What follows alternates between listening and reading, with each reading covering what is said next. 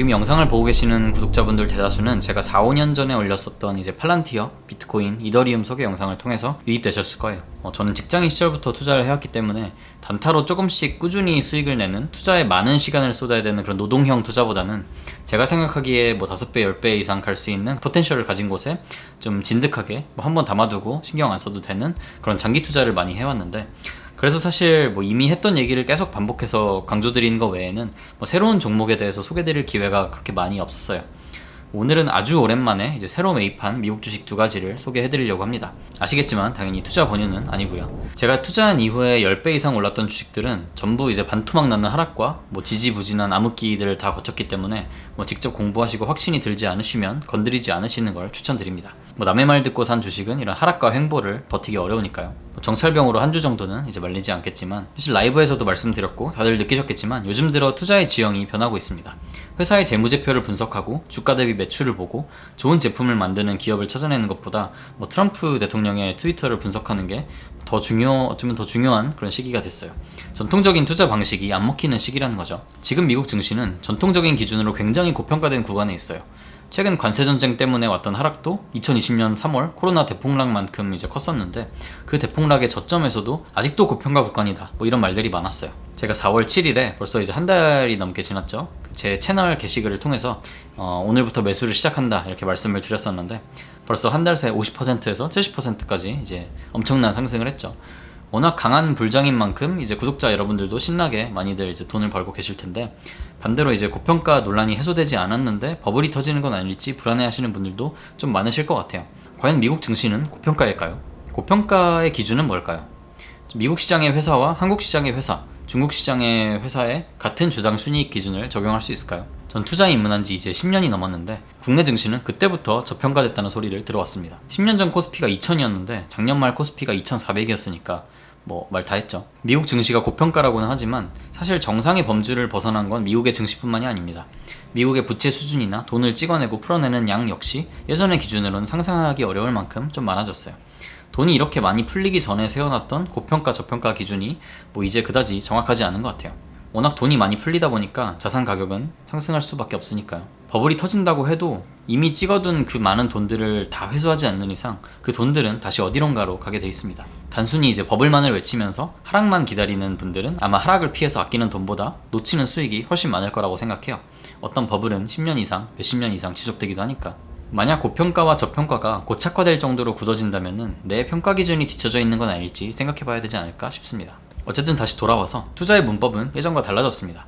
가장 강력한 나라인 미국에서 가장 강력한 사람인 미국 대통령, 그 자리에 트럼프가 올랐기 때문입니다. 세계에서 가장 영향력 있는 사람인 트럼프가 하는 말과 행동, 미국이 원하는 것에 따라서 우리가 어떤 것에 투자해야 될지가 달라집니다. 그리고 트럼프의 미국은 지금 트럼프의 공약인 Make America Great Again 을 향해 달려가고 있어요. 쉽지는 않겠지만 트럼프는 자신이 갖고 있는 힘을 이용해서 자신이 원하는 걸 얻으려고 최선을 다할 거고 아마 그걸 이루게 되지 않을까 싶습니다. 지금 트럼프가 원하는 대로 아메리카가 그레이트해지기 위한 요소는 쉽게 말하면 경제 부흥과 패권 유지입니다. 적어도 투자자의 관점에서는요. 정치인으로서 트럼프의 지지 기반인 제조업, 그 제조업의 일자리가 늘어나는 제조업 기반의 경제 부흥을 위해서 미국은 더 이상 수입으로만 소비 수요를 채워서는 안 됩니다.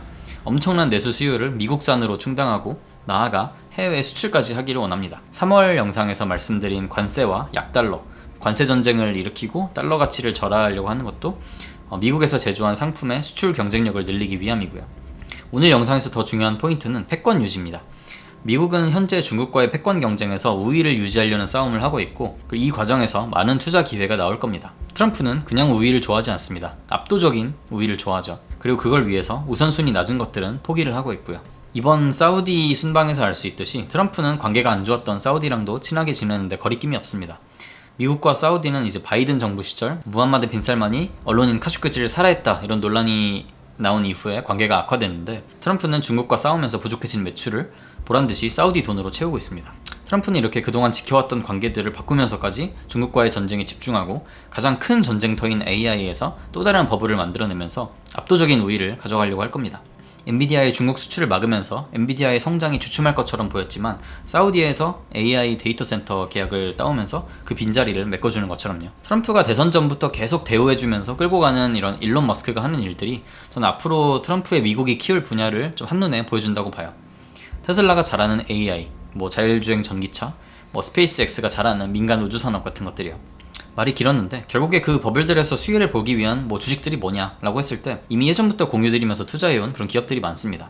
사실 AI 버블에서 수혜를 볼 주식은 AI 뭐 잘하는 애들, 뭐 테슬라, 엔비디아, 구글, 메타 뭐 이런 애들이겠죠. 뭐 이런 애들은 투자를 안 하기에는 리스크가 크기 때문에 뭐 이 영상을 보시는 대부분이 이미 뭐 한두 개씩은 투자를 하고 계실 것 같고, 오늘은 최근에 제가 담기 시작한 아주 작은 시총의 기업 두 개를 이제 간단히 소개해 드리려고 합니다. 다시 한번 말씀드리지만 투자 권유 아니고요. 아이렌 그리고 로켓랩이라는 기업입니다. 아이렌은 AI 인프라나 비트코인 채굴에 사용할 수 있는 대형 데이터 센터를 이제 운영하는 기업인데, 트럼프 정부에서 유망하다고 보이는 이제 비트코인 그리고 이제 AI 이 양대 축에 모두 걸쳐 있는 몇 안 되는 상장 기업이고요. 로켓랩은 민간 우주 산업에 투자할 수 있는 몇 안 되는 상장 기업입니다. 비상장인 스페이스X를 빼면은 이제 반복적인 로켓 발사 성공 사례를 보유한 뭐 유일한 상장 기업이 로켓랩인 것 같아요. 먼저 아이렌부터 보면은 저는 이제 4월 초 5달러대 매수를 했는데 최근 이제 회복 장세에 한 8달러 정도까지 이제 올랐습니다. 굉장히 좀 좋은 결과를 보여주고 있고, 현재 시총이 2빌리언 20억 달러 정도로 나스닥에서는 사실 좀 소형주에 속하죠. 최근에 찍었던 가장 낮은 가격이 이제 2달러대, 이제 비트코인 하락장 때 2달러대를 찍었고 정고점은 15달러대였으니까 좀 참고하시길 바라겠고요. 이번 1분기에 역대 최대 실적을 기록했는데 실적 특징을 보면 에비타의 마진율이 56%를 넘습니다. 이제 메인 수익 모델인 이제 비트코인 채굴, 4월 한 달 동안 579개의 비트코인을 채굴했는데 비트코인 판매 단가가 개당 86K, 전기세 비용은 24K라서 마진율이 72%에 달해요. 비트코인이 지금은 100K, 뭐 10만 달러까지 올라갔으니까 마진율은 점점 더 높아지겠죠. 아이렌은 이런 높은 마진율이랑 현금 흐름을 바탕으로 해서 비트코인 채굴업체 중에서는 가장 공격적으로 이제 AI 인프라 쪽으로 전환을 하고 있어요.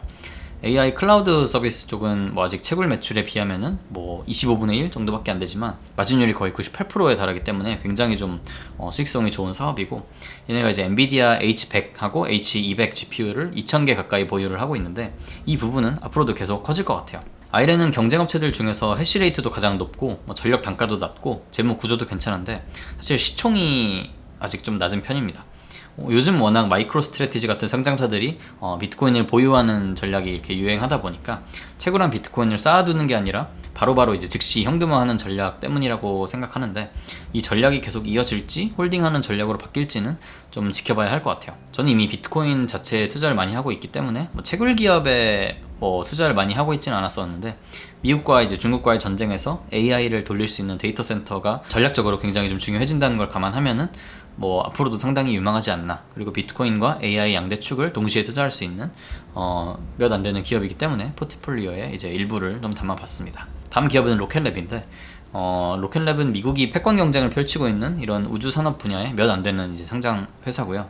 저는 이제 팔란티어가 성장해왔던 길처럼 앞으로 민간 방위 산업이 굉장히 좀 유망하다고 생각을 하고, 민간 우주 산업도 사실 그 흐름과 궤를 같이 한다고 생각해요. 로켓랩은 이제 위성 제조부터 발사 뭐 운영까지 뭐 다 하는 이제 자체 수행하는 이제 우주 기업이고, 스페이스X처럼 로켓을 재사용하는 기업입니다. 지금까지는 이제 소형 로켓인 일렉트론을 주로 이제 발사를 해왔다면은 올해 하반기에 중형 재사용 로켓인 뉴트론 첫 발사가 이제 예정되어 있고, 이게 성공하면 스페이스X 이후에 첫 중형 재사용 로켓 기업이 되는 거라서 앞으로 본격적인 계약을 굉장히 많이 따게 되지 않을까 생각하고 있습니다. 일렉트론 발사 성공률도 작년과 올해 이제 100% 성공률을 기록하고 있어서 좀 긍정적으로 보고 있긴 해요. 물론 이제 확실한 건 없지만 시장에서는 다들 스페이스X의 시총을 한 3,500억 달러 정도로 이제 501조 원 정도 보고 계시던데, 로켓랩의 시총은 지금 110억 달러 정도라서 스페이스X의 뭐 30분의 1 정도밖에 되지 않아요. 로켓랩의 CEO인 이제 피터 백이라는 사람도 일론 머스크 못지않은 약간 뭐 공돌이에다가 로켓 광이어서 과거에 스페이스X에 투자한다 뭐 이런 기분으로 투자를 하고 있습니다. 뭐 로켓랩이 이제 스페이스X랑 좀 비슷하지만 패스트 팔로워인 만큼 좀 스페이스X보다 훨씬 적은 비용으로 성과를 달성하고 있기 때문에 팔란티어와 같이 이제 방위 산업에 관심 있으셨던 분들은 한번 공부해 보시면 좋을 것 같아요. 굉장히 많은 원래 우주 기업들이 있었다가 다 이제 못 버티고 죽고 사그라들었었는데, 로켓랩은 살아남은 이제 몇 안 되는 기업이기 때문에 한번 보시면은 뭐 재밌으실 것 같고, 영상 하단에 아이렌과 로켓랩 모두 최근 분기 자료를 공유해 드릴 테니까 한번 읽어보시거나 아니면은 AI 시대에 맞게 챗GPT에 업로드해서 정리해 달라고 시켜보세요. 세상학기론이었습니다.